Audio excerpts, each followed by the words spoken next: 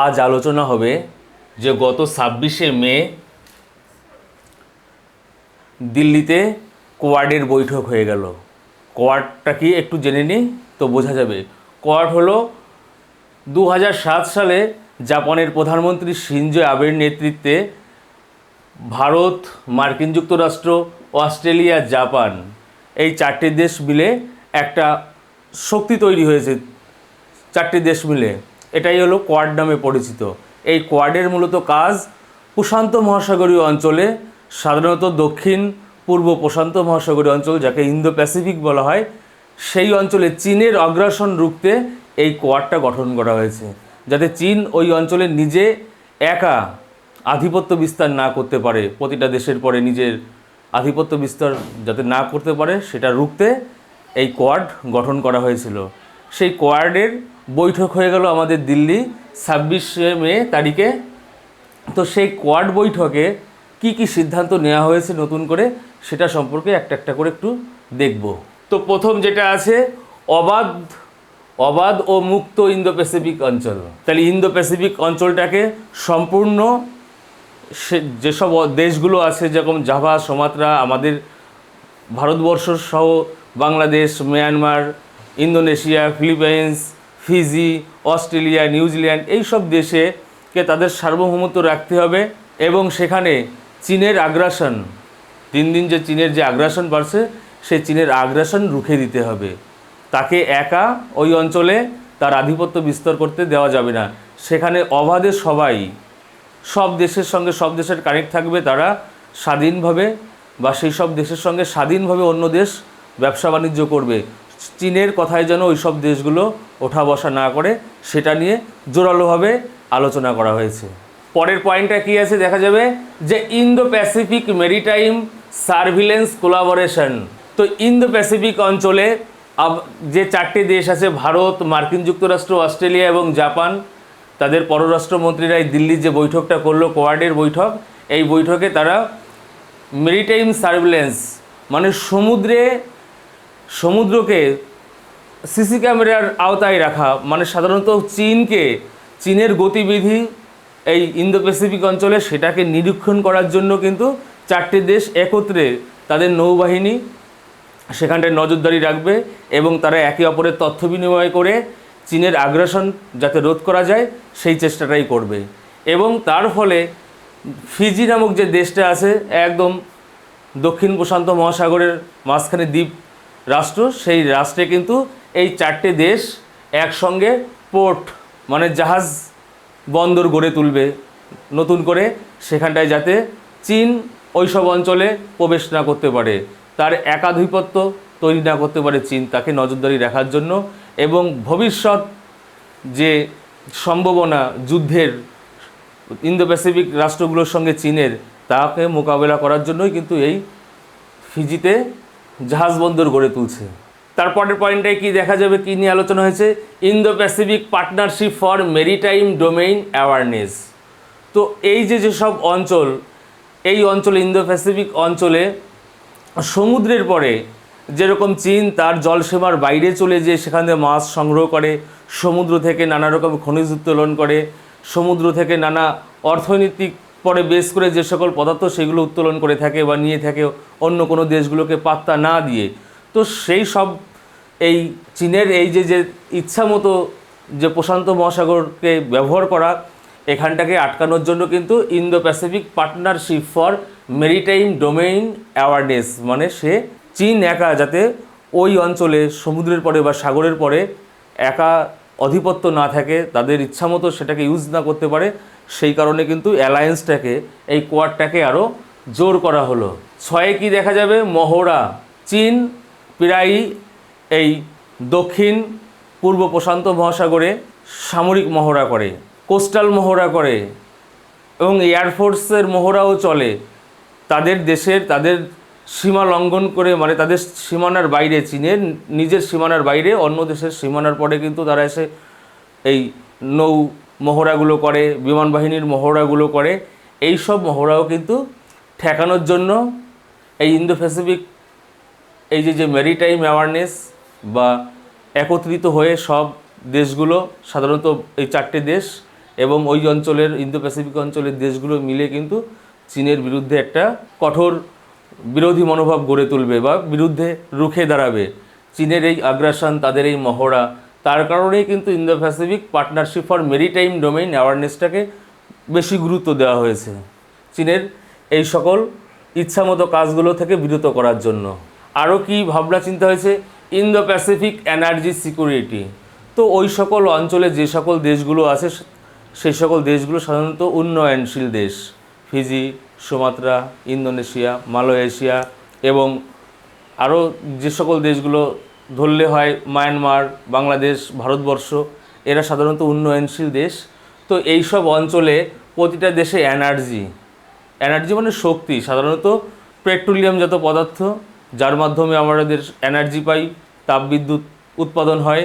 এই সকল এনার্জির সরবরাহ যাতে সঠিকভাবে থাকে, সুষ্ঠুভাবে সেই সব পদার্থগুলো যেন নৌপথে পরিবহন হয়, তার জন্য কিন্তু চিন্তাভাবনা হয়েছে এবং সেই সব অঞ্চল নিয়ে এখানটায় আলোচনা হয়েছে কোয়াড বৈঠকে, যাতে ওই সকল ইন্দো প্যাসিফিক দেশগুলো শক্তি সরবরাহটা সবসময় সমান তালে চলে।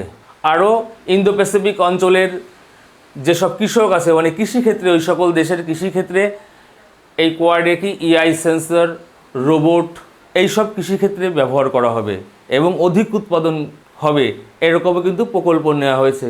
সেখানে $6 বিলিয়ন কিন্তু ফার্মিং মানে কৃষিক্ষেত্রে এই কোয়াড বৈঠকে সিদ্ধান্ত নেওয়া হয়েছে বা লাগু করা হবে ওই সব দেশে কৃষিক্ষেত্রে।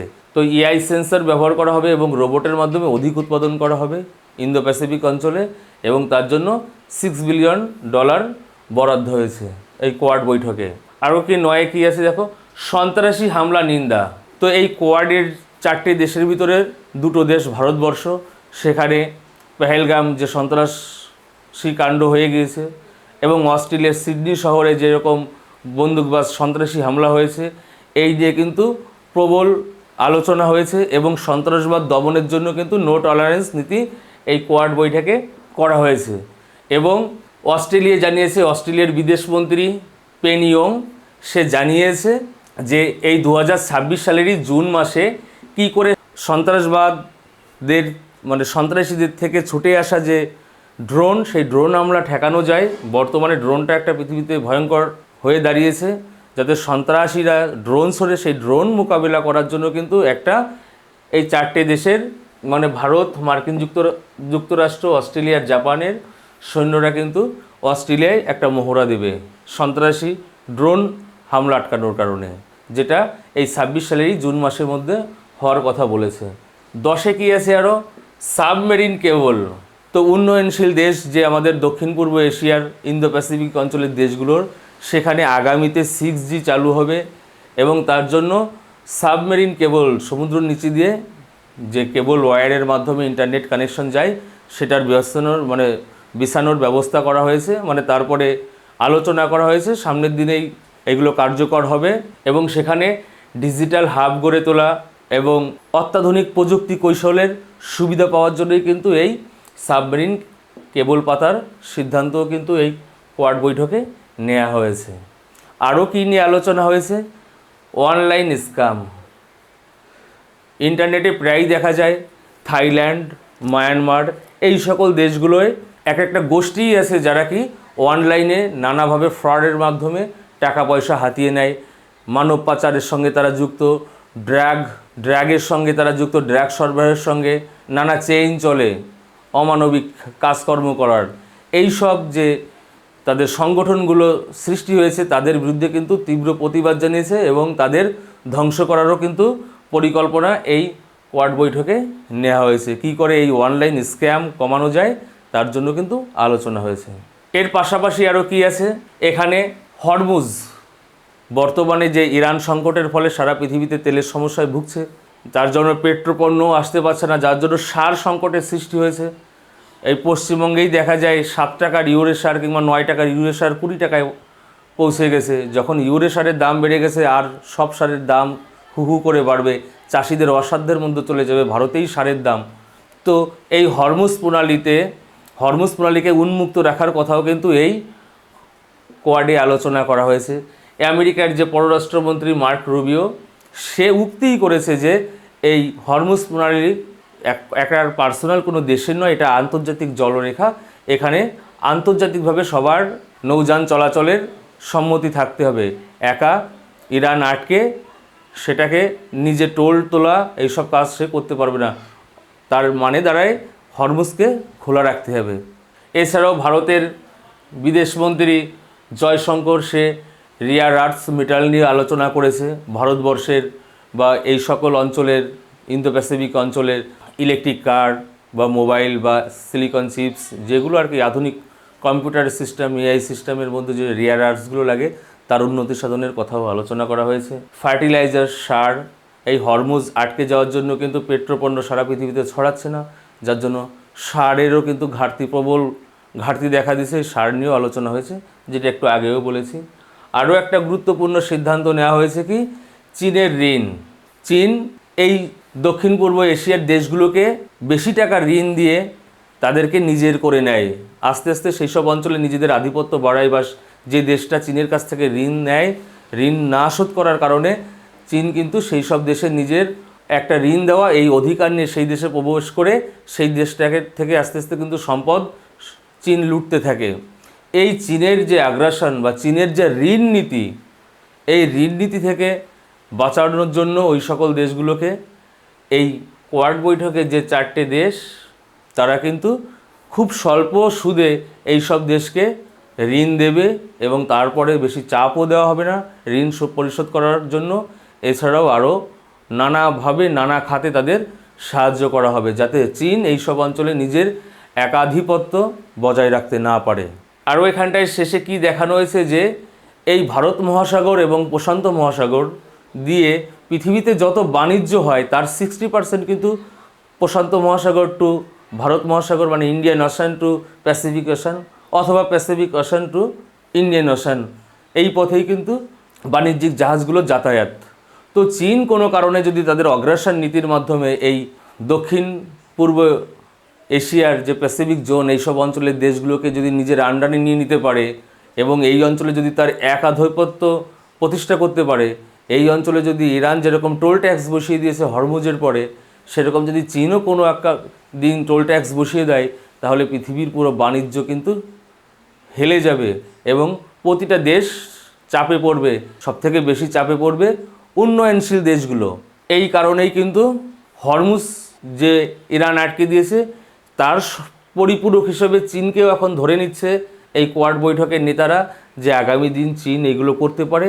এই প্রবল সম্ভাবনার থেকে কি করে বাঁচা যায়, সেই সিদ্ধান্তগুলো এই কোয়াড বৈঠকে কিন্তু নেওয়া হয়েছে।